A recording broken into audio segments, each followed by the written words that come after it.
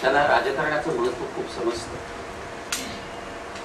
आणि राज्यशास्त्राचा असल्यामुळे माझा विचार हा मुख्यत्वे राजकारणाच्या चौकटीत चालत असतो.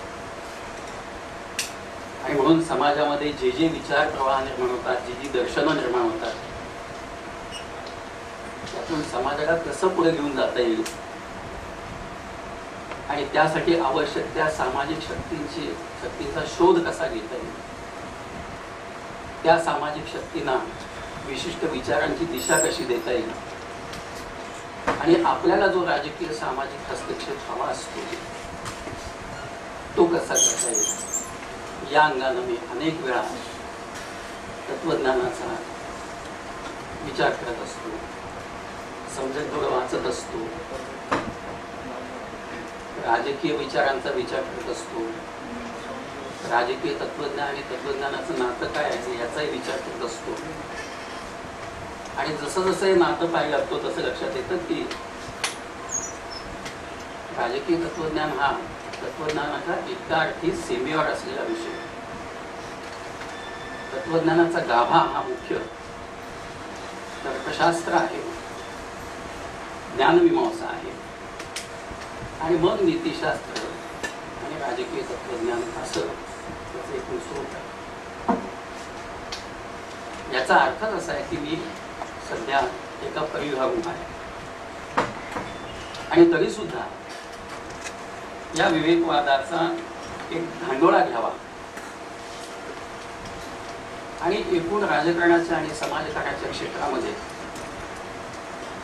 विवेकवादानं आतापर्यंत काय साध्य केलं, कोणकोणत्या रूपामध्ये हा विवेकवाद महाराष्ट्रापुढे आला, त्याचं काही एक आपल्याला मॅपिंग करता येईल का आणि हा विवेकवाद जनशक्ती जागी करण्यासाठी आणि त्यातून आवश्यक ते परिवर्तनवादी फोर्सेसला ते निर्माण करण्यासाठी आपल्याला किती या संबंध चौकटीमध्ये आजचं व्याख्यान मी घेतलेलं आहे. मगाशी जो उल्लेख केला विनोद शिरसाट यांनी की शब्दांबद्दलचा नॅशनलिझम, आपण जेव्हा विवेकवाद म्हणतो किंवा बऱ्याच वेळा बुद्धिप्रमाण्यवादाचा शब्द बराच काळ होता, माझ्या आठवणीप्रमाणे आगरकरांनी विवेकवाद हा शब्द प्रथम वापरलेला आणि तो सुद्धा बुद्धिप्रामाण्यवादाच्या एका विशिष्ट अवस्थेला अनुलक्षून वापरलेला आहे. मध्ययुगीन काळ आणि प्राचीन काळ इतकं मागे जायची आवश्यकता नाही आहे, पण ज्या आधुनिक कालखंडामध्ये रॅशनलिझम किंवा बुद्धिवादाचा विचार किंवा बुद्धिवादी जीवनदृष्टी ज्याला आपण म्हणतो ती उदयास आली, तिथपासून ते आतापर्यंत साधारण त्याच्या नावे काय काय चाललं आणि माणसाने काय काय उद्योग केले याचा थोडासा आपल्याला विचार करायचा. आणि आपल्याला असं दिसतं हा ऐतिहासिक आढावा घेताना की मुळात भारतामध्ये आधुनिकतेची सुरुवात जी झाली ती वसाहतवादाच्या संदर्भात झाली आणि म्हणून एखादा स्वतंत्र समाज ज्या पद्धतीनं स्वतःबद्दलचा विचार करेल की स्पेस किंवा तो अवकाश हा भारताला उपलब्ध नव्हता वसाहत काळात. आणि म्हणून वसाहत काळी संबंध या कालखंडामध्ये पश्चिमेकडून जे जे विचार इथे आले त्याच्यावर काही ना काहीतरी संस्करण करत एक तत्वविचार म्हणा किंवा राजकीय चिंतन म्हणा किंवा सामाजिक विचार म्हणा असं एक विचार विश्व इथे निर्माण झालं. आणि स्थूलमानाने असं म्हणतो की 19व्या शतकापासून इथं आधुनिकता ही सुरू झालेली आहे. मगाशीच म्हटलं मी की ते वसाहतवादाच्या चौकटीत असल्यामुळे तिला वसाहतवादी राजकारणाच्या मर्यादा पण होत्या त्या संबंध आधुनिकतेच्या प्रोजेक्ट. पण त्यानिमित्ताने पश्चिम आधुनिकतेचा परिचय झाला, तो अतिशय सिलेक्टिव्हली झालेला आपल्याला. आणि त्यातून जे काही इथे पदरात पडलं बुद्धिवाद, विवेकवाद, विज्ञानवाद, त्यातून आधुनिक महाराष्ट्राच्या विवेकवादाची वाटचाल सुरू. त्याचा एक धागा 19व्या शतकातल्या अनेक तत्वचिंतकांनी मध्ययुगामधल्या भक्ती चळवळीशी जोडायचा प्रयत्न केला आणि विशेषतः महाराष्ट्रामध्ये ज्ञानेश्वरांपासून तुकारामांपर्यंतची परंपरा आहे विचारांची, त्याच्याशी नातं जोडायचे प्रयत्न झाले. पण हे काम करत असताना जस्टिस कानडे हे त्याचं मुख्यमंत्री उदाहरण. ही सगळी मंडळी कुठेही भक्तीच्या पारिभाषिक जंजाळामध्ये अडकली नाही. किंबहुना ते शब्द वापरून पश्चिमी आधुनिक संकल्पना इथल्या समाजामध्ये कशा एज्युकेट करतात जास्तीत जास्त आणि लोकांपर्यंत कसं पोहोचता येईल आपल्याला, याचा एक जाणीवपूर्वक प्रयत्न ही मंडळी करत होती. आणि म्हणून भागवत धर्माशी नातं सांगत होते रानडे, पण कोणतं व्यासपीठ वापरत होते ते प्रार्थना समाजाचे व्यासपीठ वापरत होते.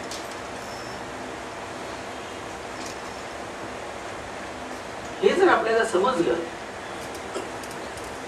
तर मग आधुनिकता पचवण्यासाठी इथे कोणती अनुकूल मूल्य व्यवस्था होती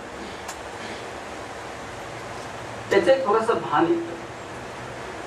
आणि मला असं वाटतं की हे भान खूप आवश्यक आहे. नाहीतर जेव्हा आपण एका अतिशय अपरिचित अशा संस्कृतीला भेटतो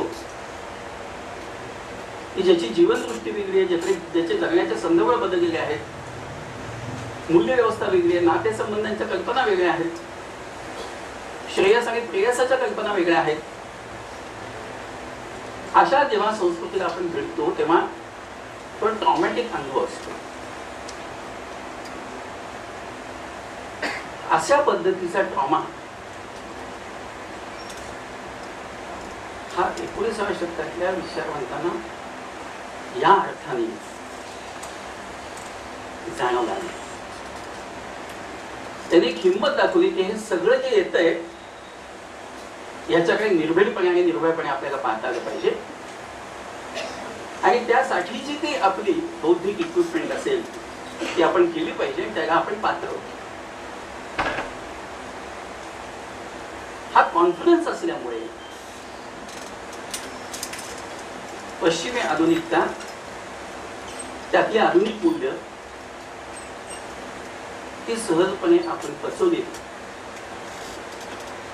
आणि लोकशाहीची वाटचाल आणि पुढचा संबंध प्रवास जो आपण केलेला आहे त्याची विजय या संबंध प्रबोधनामध्ये त्याचा काही या कॉन्फिडन्स मध्ये. वसाहतवादी सत्ताने आपल्याला ते कमी हिणवलं नाहीये की तुम्ही कसे मागास आहात आणि अनसिव्हिलाइज्ड आहात. आरंभीच्या पिढ्यांवर हा एक धक्कादायक परिणाम झाला, विशेषतः बंगाल केलेला पण नजर टाकली तर आपल्याला दिसतं. पण महाराष्ट्रात हा कॉम्प्लेक्स निर्माण नाही झाला की आपण कमी आहोत. हे जे काही घडले त्यामध्ये एक वाटा हा विवेकवादाचा. आणि मग आपल्याला लक्षात घ्यावं लागतं की ह्या काळामध्ये जो विवेकवाद भारतात आणि महाराष्ट्रात येऊन पोहोचला हा कोणता विवेकवाद होता? पश्चिमेत तर तो साधारण 16व्या-17व्या शतकापासून उदयास आलेला. डेकार्ट, स्पिनोझा, लेबनिझ ही पहिली जनरेशन. आणि मग 18व्या शतकामधले संबंध फ्रेंच एन्सायक्लोपीडिस्ट जे होते, व्हॉल्टेर असेल, दिदेर असेल, होलबाक असेल, यांनी एक रॅशनलिझम मांडलं आणि डेकार्ट आणि स्पिनोझा यांचा रॅशनलिझम आणि 18व्या शतकातल्या फ्रेंचांना मांडलेला रॅशनलिझम यात पूर्ण फरक आहे. आणि म्हणून तत्वज्ञानाचे एक अभ्यासक नागपूरचे डी देशपांडे ते असं म्हणत असत की सर्वच आपल्या सौंदर्य चळवळीच्या विवेकवादाचा बुद्धिवान हा शब्द वापरू नये. आपण त्यांनी 2 शब्द वापरले. हा जो संबंध डेकार्ट पासून तो लेबनिझ पर्यंतचा प्रवास आहे तिकडचा, त्याला त्यांनी प्रज्ञावाद वापरला शब्द. आणि मग फ्रेंच एन्सायक्लोपीडियाचे सगळे आहेत जे विज्ञानवादी होते, ज्यांना श्रद्धा हे मान्य नव्हतं आणि विज्ञानाने आणि बुद्धीनं जगाची सगळी पोळी उलगडतात असा ज्यांना ठाम विश्वास होता, यांनी जो संबंध बुद्धिवाद सांगितला, रॅशनलिझम सांगितला, त्या रॅशनलिझमला विवेकवाद असा शब्द वापरला. आता हे तिकडचं सगळं जसंच्या तसं इकडे उचललं नाहीये. आपण स्थूलमानाने आपण असं म्हणतो की जेव्हा आपण निखळ बुद्धिवादी किंवा विवेकवादी भूमिका 19व्या शतकात कोणी घेतली असेल तर ती आगरकरांनी घेतली. आणि म्हणून आगरकरांचा संबंध विचार हा विवेकवादी विचार होता असं आपण म्हणतो. आणि ते स्थूल अर्थाने खरं आहे. इथपासून जर महाराष्ट्राच्या आधुनिक महाराष्ट्राच्या विवेकवादाची वाटचाल आपण पाहत निघालो तर जेव्हा आपण आगरकरी विवेकवाद म्हणतो हा कुठपर्यंत टिकला असा प्रश्न आपण उपस्थित केला. किती प्रमाणात तो पचला, पसरला आणि आपल्या लक्षात येतं तो नाही फार पसरला. याच्यात त्या विवेकवादाच्या मर्यादा नाही आहेत. आणि एखादा विचार कसा पसरतो आणि कसा तो भौतिक शक्ती बनतो त्याचं डायनामिक्स वेगळं आहे.